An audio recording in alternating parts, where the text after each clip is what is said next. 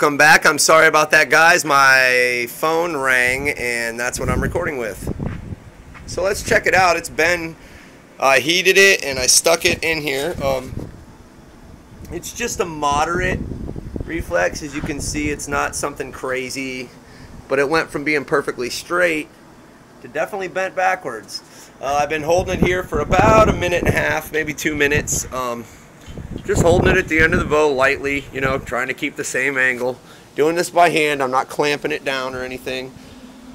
I didn't go real crazy on it. I don't want a crazy recurve. I just want it to be reflexed at the tip slightly. It's going to be a slight deflex, slight reflex. It's going to be slight deflex off the handle, reflex at the tips.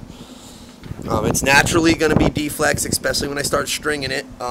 So really all you got to do to make a deflex reflex is reflex the tips, unless you are really good at making bows and they don't take any string set at all, which a lot of people are, but I'm not good enough to do that. So all I do is I reflex the tips, and then I get a nice deflex reflex, which I tend to like. They shoot really well.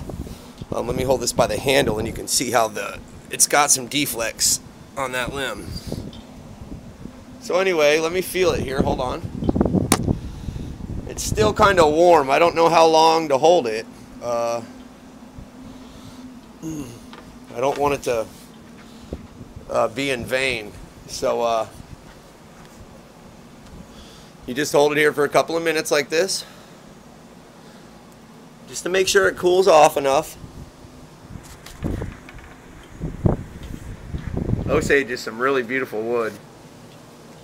This will be my first Osage orange bow, so I'm kind of excited.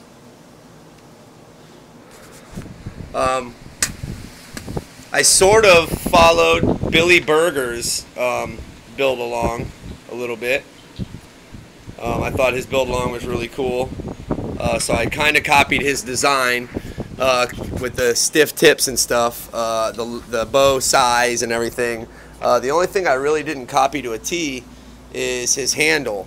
I like a shelf to rest my arrow on, an arrow rest.